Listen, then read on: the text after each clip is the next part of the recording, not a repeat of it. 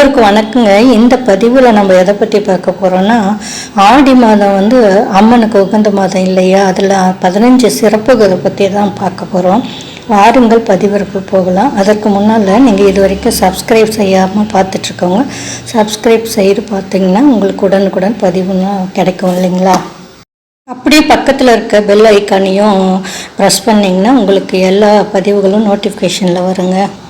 நாளைக்கு ஆடி மாதம் பிறக்க போகுது இல்லையா, பண்டிகைலாம் களை கட்ட போகுது இல்லையா.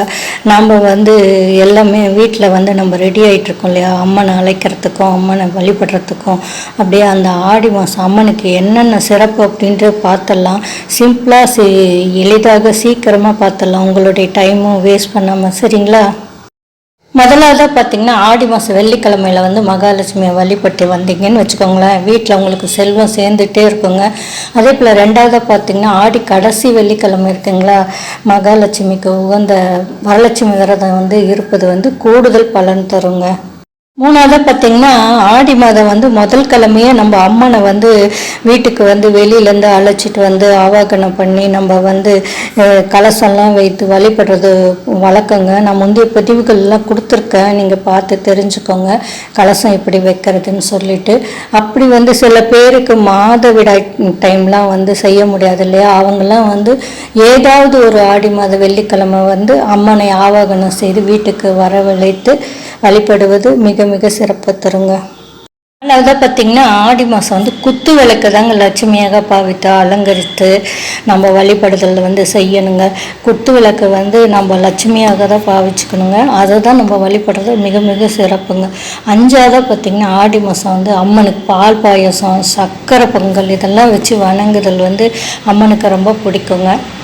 அடுத்ததாக பார்த்திங்கன்னா, அம்மனை வழிபடும்போது லலிதா சகஸ்ரநாமம் வந்து படிக்கிறது மிக மிக விசேஷங்க. எல்லாருக்குமே லலிதா சகஸ்ரநாமம் வந்து தெரியாது, படிக்க முடியாது. அவங்கெல்லாம் வந்து பாட்டை வந்து ஒளிநாடால் ஒலிக்க செய்து கேட்டுகிட்டே இருக்கிறது மிக மிக விசேஷங்க. ஏழாவதாக பார்த்திங்கன்னா, ஆடி மாத சிறப்பு பூஜைகள் வந்து நம்ம செய்யும்போது என்ன பண்ணுவோன்னா, பெண் குழந்தைகளை தான் அம்மனாக பாவித்து அவங்கள வரவழைச்சி அவங்களுக்கு வந்து நலுங்கெல்லாம் வச்சுட்டு அவங்க கையில் வந்து உணவு கொடுத்து அவங்கள வந்து மகிழ்விச்சு அவங்களுக்கு தேவையான வந்து சீப்பு குங்கும சிமிழ் கண்ணாடி வளையல் தாம்பூலம் அந்த குழந்தைங்களுக்கு பிடிச்சது எல்லாம் ட்ரெஸ்ஸு எடுத்து கொடுக்க முடியுங்க கொடுக்கலாம். இல்லைன்னா வந்து ரவிக்கை எடுத்து கொடுக்கறது வழக்கம் இல்லைங்களா, அதை செய்கிறது மிக மிக சிறந்ததுங்க. அம்மன் வந்து ரொம்ப குளிர்ச்சி அடைவாங்க. முடியாதவங்க தாம்பூலம் மட்டும் கொடுங்க. தாம்பூலம்னா 2 வெத்தலைப்பாக்கு உங்களுக்கு 2 பழம் வச்சு குழந்தைங்களுக்கு பிடிச்ச சாக்லேட் வச்சு கொடுத்தா சிறந்தது தானுங்க. அது செய்ய முடியும் எல்லாராலையும், கண்டிப்பாக செய்யுங்க. அடுத்தது பார்த்திங்கன்னா, ஏன் நம்ம ஆடி மாதம் வந்து வெள்ளிக்கிழமை அம்பிகை வழிபடுறோம் அப்படின்னு சொல்லிட்டு தெரிஞ்சுக்கணும் இல்லையா. அம்பிகை வந்து வெள்ளிக்கிழமை ஆடி வெள்ளியெல்லாம் கோயிலுக்கு போவாங்க, எல்லாம் தவறாமல் போவாங்க. ஏன் போகிறோம் அப்படின்னா, எந்த விஷயம் வீட்டில் செஞ்சிங்கனாலும் சுபகாரியம் செஞ்சிங்கன்னா தங்கு தடை இல்லாமல் நடந்துருங்க. அதனால தான் ஆடி வெள்ளிக்கிழமை நிறைய வந்து பெண்கள் வந்து தவறவே மாட்டாங்க கோயிலுக்கு போகிறது. நீங்களும் இதுவரை போகாதவங்க போயிட்டு வாங்களேன், மிக சிறப்பாக இருக்குங்க. ஆடி மாதம் மட்டும் அம்மனுக்கு ஏன் அவ்வளோ விசேஷம் தெரியணும் இல்லைங்களா. ஆடி மாதத்தில் தான் சிவனின் சக்தியோட பார்வதியின் சக்தி அதிகமாக இருக்கிறதா ஐதீகங்க. அதனால தான் வந்து அந்த டைமில் அம்மனில் விழாக்கள் வந்து அதிகமாக நடக்குதுங்க. அம்மனுக்கு வந்து பக்தர்களோட தனி மரியாதையும் அந்த டைமில் உண்டுங்க. ஆடி பூரத்தன்னைக்குங்க அம்மனுக்கு வந்து வளையல்லாம் சாத்தி அவங்களுக்கு வந்து வளகாப்பு மாதிரி செஞ்சு ரொம்ப விசேஷமாக செய்வாங்க. அன்னைக்கு வந்து அம்மனுக்கு சாட்டப்படும் வளையல்களை வந்து பெண்கள் அணிந்து கொண்டாங்கன்னு வச்சுக்கோங்களேன்.